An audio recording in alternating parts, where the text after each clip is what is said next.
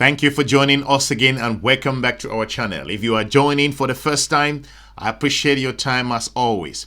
Smash the like button if you think to an extent Africa has benefited from the collaboration and partnership with the country of China. Is the partnership perfect? Not at all. Show me a perfect partnership. The continent of Africa has other colonial partners over the years. But how has that played out? Condescending, paternalism, downplay, lack of investment, and to an extent, cutting aid. Why am I saying this?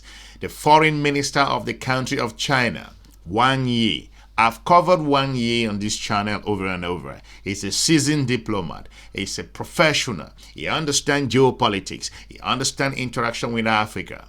Make no mistake, Wang Yi is a very important strategic partner in terms of collaboration and talking to the diplomatic community across the continent of Africa. If Wang Yi says something, the world needs to listen. Why am I saying this? Wang Yi came out recently and said, the continent of Africa is a vital continent that the world will not advance and develop to an extent without moving alongside the continent of Africa.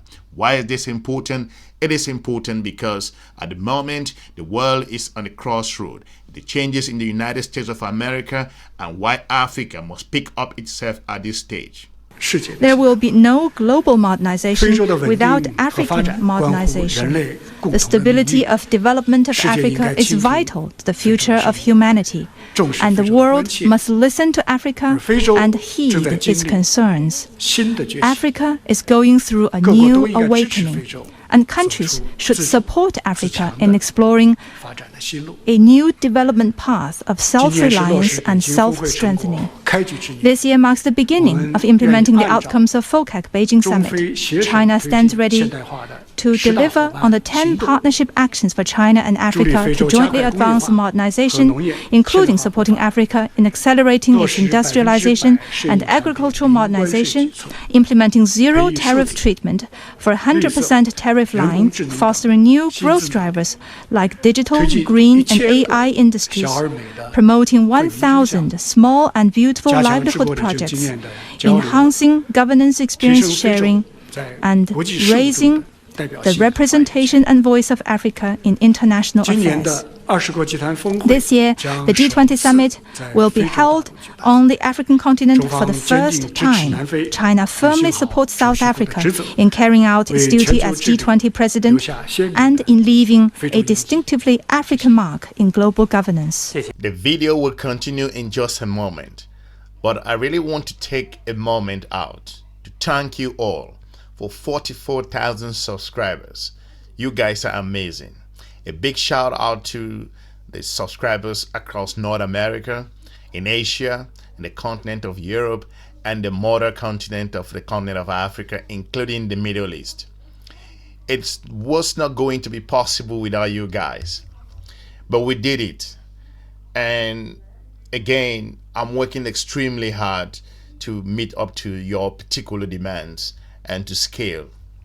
But I want to thank you all for making sure this happens. Without you guys, this would not have been possible. But I'm grateful for every step of the way. It's interesting that the world has transformed, and here at the Diploma, we want to keep you informed. And your likes, your subscribe, your sharing has inspired me on a daily basis. So I will continue to work extremely hard to keep you informed and to engage you geopolitically. It is important that as we continue to grow, I intend to introduce new episodes on this channel where we will be having an update across the continent of Africa, talking about news headlines. I will introduce Farouk Adoye, who is one of my intern who've been working alongside me in the past 2 years. So he's going to be responsible in a number of areas to bring up dates over and over to keep you guys to speed. What is the idea behind this? Is to simply make sure that we are keeping you guys informed on what's going on across the continent of Africa. I will regularly be presenting the strategic engagement within Africa and our geopolitical partners. That will be forever. As we continue to grow, we are looking for analysts, experts to join the channel so we can continue to have some long-standing conversation on critical issues across the continent of Africa. These are challenging times. We are growing and we are looking to make sure that we diversify the channels with both male and female experts who can come on to talk about the continent's own engagement with the global community. Let me know in the email section if you possess the skills, the required appetite to talk on global issues, and I will be very happy to welcome you on board. I want to thank you for watching. We shall be receiving communications from Farouk moving forward in the next couple of hours, and how Farouk will update us on the global newspapers and how they cover the continent of Africa and how African papers covers their own continent and the world. I want to thank you all for watching as always and for your inspiration and for pushing me every day and night, and I will continue to work hard for you guys. I will be looking forward to meeting you all in our next episode. Smash the like button, share this video as we continue to talk about the relevance on how Africa's partnership is critical in the 21st century. Have a good day from the rest of the team. Bye-bye.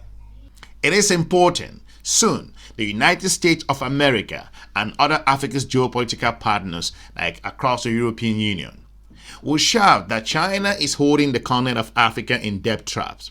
Like I've always said, some of these partnerships are not 100%, but the continent of Africa needs roads, bridges, infrastructure, development, railways, and that's why China has identified itself with Africa's own problem. If you look at Chinese history in the past decades and centuries, China modernization cannot be underestimated.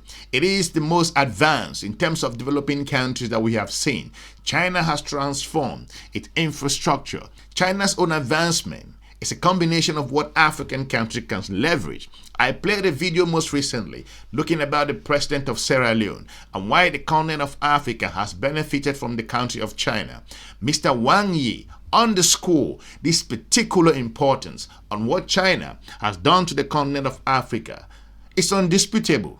China and Africa are always good friends, good partners, and good brothers with a shared future. Under the guidance of President Xi Jinping and African leaders, China-Africa relationship is now at its best in history. China has established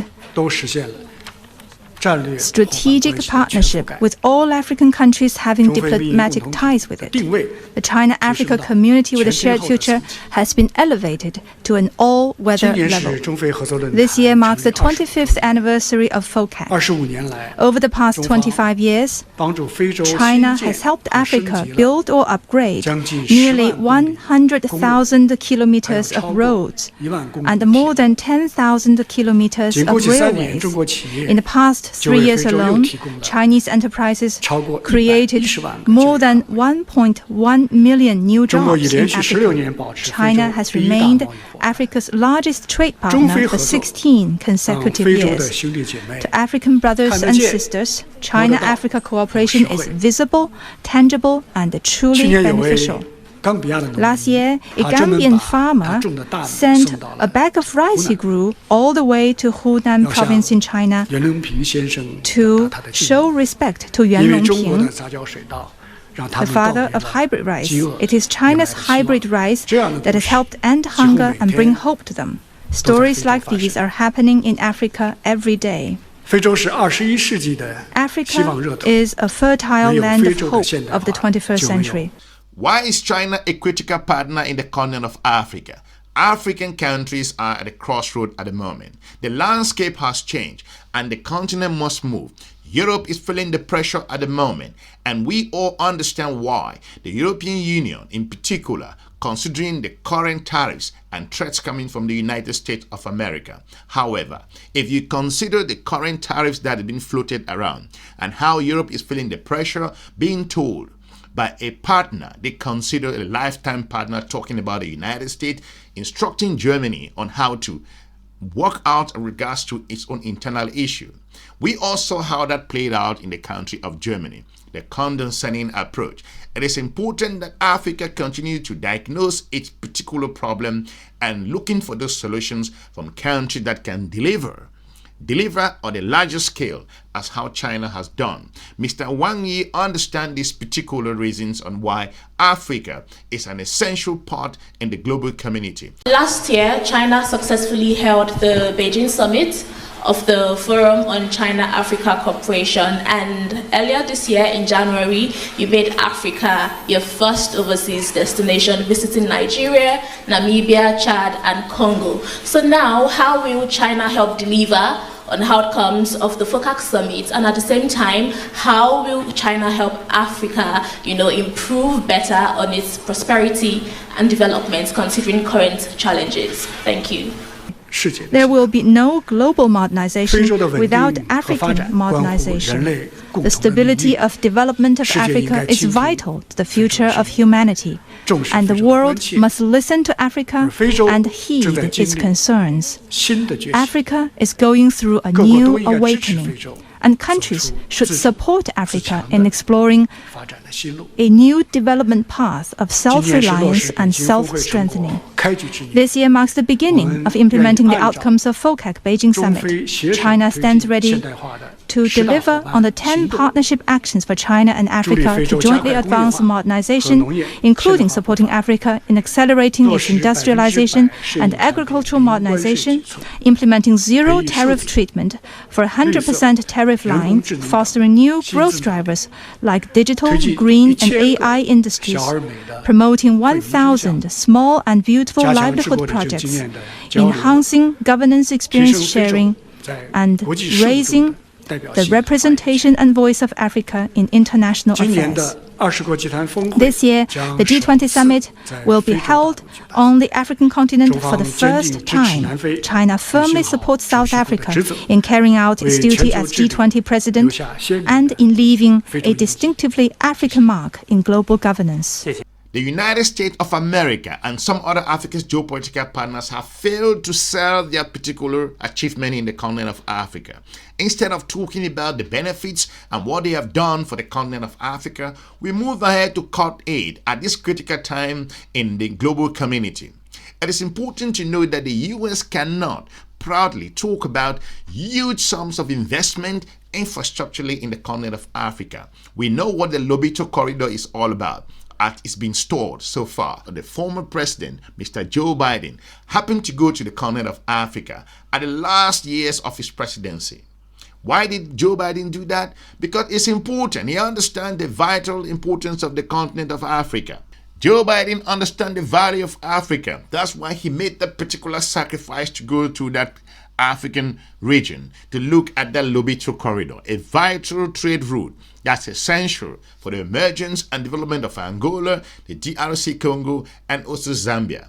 But what happened with the current change of the administration? Who knows where Lobito is at the moment? Maybe the documents have been shuffled under the table. It is important that Africa will continue to go closer to China at this critical time in African history. That's why Mr. Wang Yi said Africa is an essential part in global community, and there will be no development and modernization without the continent of Africa. It is left for the African countries to identify their importance, where they stand with regards to this particular importance that the man is talking about. Wang Yi is a sitting expert. He has diagnosed the solution. He has looked at the continent of Africa that China is ready to engage. China has demonstrated across the continent of Africa that it can bring some value to an extent across the region. China is no more talking, it's counting its achievement at the moment. How vital is that? You can't refuse that. It is important that Africa continue, again, like I've said, to select partners that will provide it with very important opportunities, development, looking at the bulging and growing middle class across the continent of Africa. You cannot sit back at this time, Africa. The odds are against you with regards to development, infrastructure, opportunities, employment, growth, financial sector, a whole lot of very important things. And you need partners that can deliver in one way or the other. Your security is at stake. It is important for you to make sure that you pick partners that can provide you the opportunity that you need. I will be looking forward to meeting you soon in our next episode. Smash the like button and tell me if you believe that China has made some considerable development and impact positively in the continent of Africa. For now, We shall be looking forward to meeting you soon in our next episode. Have a good day. Bye-bye.